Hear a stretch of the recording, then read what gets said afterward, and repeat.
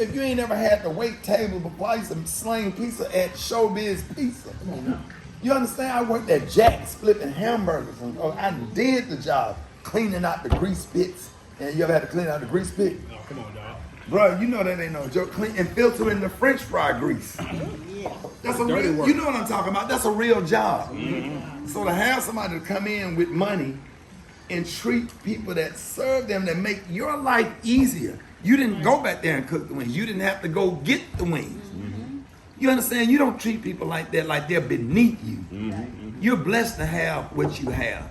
Have some humility and treat people with love and respect and thank them. And if you got extra, you know, you can see it in their face. You don't even have sensitivity to look at somebody's face and see despair while they bringing you something to drink or whatever. You can see it in their face if you just take a moment to pay attention to see how hard she's working or whatever. And sometimes grab like, hey, it's gonna be okay. God bless you here. Here's $100, okay?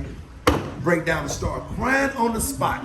Lets you know that they're not okay. And she done bought you a Sprite, she done bought you a Long Island tea, she brought you wings, she didn't make it. She didn't grow the chickens, the wing, but whatever, but she brought it to you so you didn't have to get up so you can enjoy the show. You had a good night because of her. Even though she get paid to do what she do. So you can't break her off nothing. And God been good. Man, I have a friend, a person that I'm not friends with anymore. And one of the things that turned me off, I watched how she treated a waitress. Never made eye contact, never said thank you. That says something about your character as a person. So you can't be my friend if you treat the least of these. Jesus always talked about the least of these, the homeless. I did a show, and he was getting off sidetrack. I did a show in Houston. I had a big after party back in the early 2000s, or whatever. I was hosting Comic View at the time. Man, I had about 9 homeless people with me. Man, I brought them all to the show. I had beer on my route. I had Thunderbird. I had Budweiser. I had everything that they like. I bought all their ass in the dressing room and wherever, and it was a thing. Everywhere I went around the country, I always got homeless people and winos and let them come backstage and show them a good ass time or whatever. Because we was raised by the winos and the homeless people. They kept the thugs from messing with us. Hey, y'all, get that football out the street. Get back up there. Go down there and tell you, ain't you Miss Ada? Homeless people and winos have been good to me, and I love them.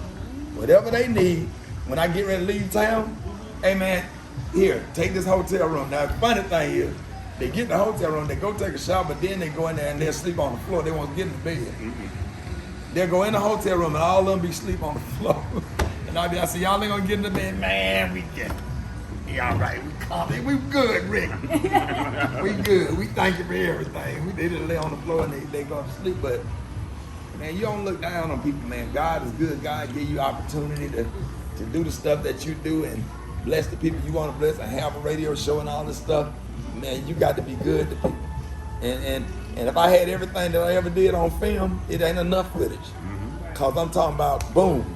Hey, meet me over here. Hey, come on, you go sit over there. All right, boom. I go in a restaurant, homeless person out there. Hey, go get a table. Go sit at a table. What you want? Then I get their food and I serve them. You know what I do on my birthday? What I do on my birthday? You serve everybody. Serve the homeless on my birthday. Somebody gonna eat just because I was born that day. I ain't got to celebrate me. I do my morning show, live broadcast from the homeless shelter. Get a big ass birthday cake, happy birthday, Rickey. Cut it up and serve to the homeless. Like real talk. You know what I mean? And I can go on and on about this, man. I can go down there to Salvation Army, man, and feed the homeless like on a regular. When you having a bad day, put on an apron and go down to the Salvation Army and just look at the despair in the people's faces, just trying to get a damn hot dog with some sauerkraut on it, a handful of, I do it.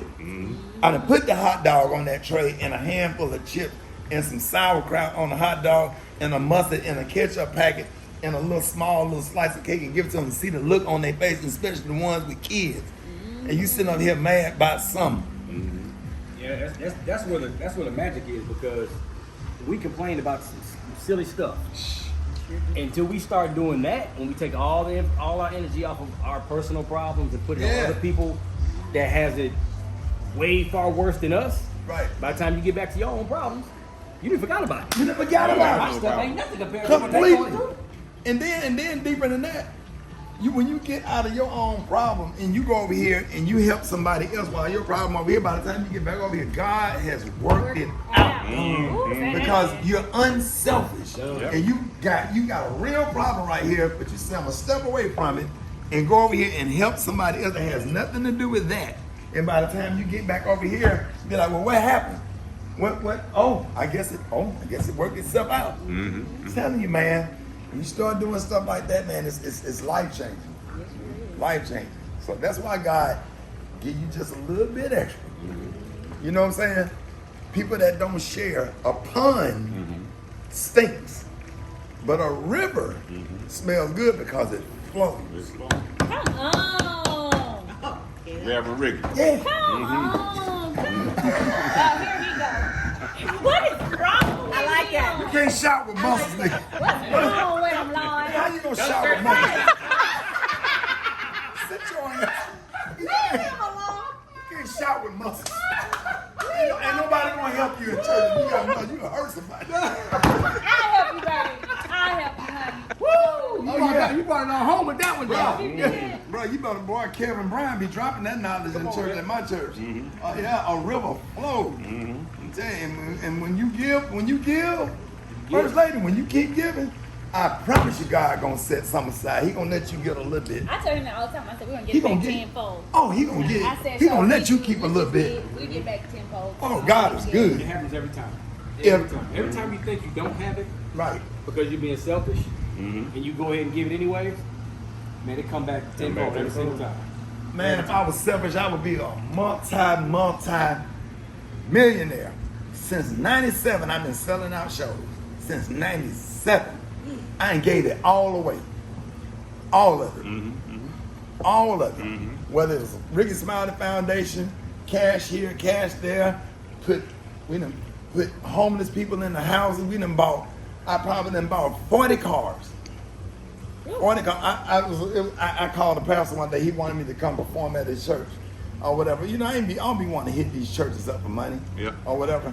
I said, look, go to the used car lot and just buy a used car. You can get a used car for $3,500. I said, okay. Who is the person in your church that's been faithfully working, dedicated, committed in the ministry, helping you serve others while they don't have transportation? Who is that person? And one of the best things that happened in my life was walking out of that church, watching that lady and her kids drive off into the night in her new car. That is amazing. That right there is better than any cash amount that they can raise in that church to pay me to perform.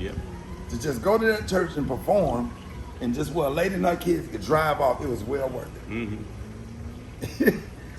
And that's what it's all about. That's what it's about, man. Give You it gonna back. make me cry. I like something like that. Oh, bro. I love giving to other Give people. it back. Here's the thing. I'm gonna shut up after this, because once I get going, right, you know me. All right, go ahead. This is good stuff. If motherfuckers ain't lined up on both sides of that church to get to that microphone to express how you impacted their life while you was living, who did you help? Who did you encourage? Yeah. Who did you bless while you was on this earth? Exactly. That line need to be out, not to view the body.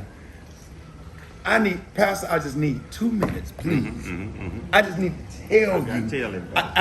I got to. I met Rickey Smiley on a plane. You know the man that be on Fox? And he's a conservative on Fox Business, the black man with the gray hair, with the little afro. I can't remember his name. Did he be on Fox Business or whatever? And I know I recognize him from Fox, but I was sitting next to him on a flight or whatever, and it has nothing to do, but just talk about love and compassion. We might disagree politically because, Republicans was getting on the plane and say, hey man, I appreciate everything. I knew he was Republican, whatever. So trying to move my bag around or whatever. I said, hey, how you doing? I recognize him, whatever. He said, yeah. So Rickey Smiley said, yeah. Shook hands. And I said, he said, where you going? I said, I'm going to Birmingham, whatever. I said, where you going? He said, I'm going to Birmingham and I'm going to drive down to Montgomery. He said, I'm from Montgomery. I said, for real? He said, yeah, my mother's dying and I'm going now. This will probably be my last time seeing my mother. And he just had tears in his eyes. So I grabbed his hand Don't make me cry. and put my hand on his hand, and he grabbed my other hand, and I said, look, I'm gonna pray with you right here. And we both just prayed. After we prayed, man, I sat there and I just held that man, and that man was just holding my hand, and he wouldn't let go. And I just grabbed his hand and just held it. I said, it's okay, you can hold my hand. I said, we homie, we from Alabama, we going home. I said, it's gonna be okay. And I just held his hand and just prayed with him for a minute or whatever. And then, the flight landed, he said, thank you. But I never saw him again. I see him on TV. But just that moment, just to have some compassion, because I got a living mother. I can't imagine what that's like, going down to say goodbye to your mother. But just having love and compassion for folks and letting that be what your legacy is. And people come up to that microphone to share what you meant to them. Even if you never met me, the videos and words of encouragement and stuff. And I get people like, man, I wasn't even close to my kids, man. You helped me be a better father. I started giving my kids on the weekends, man. I stepped up to the plate, bro. Think like you be helping so many people, man, So we don't throw no lavish parties and bring in strippers. I could if I wanted. I can bring in all the chicks with the fake booties and line them up and let them twerk around the pool. Pay them by the hour. Just to be around Chris, just to be around the pool and just twerk.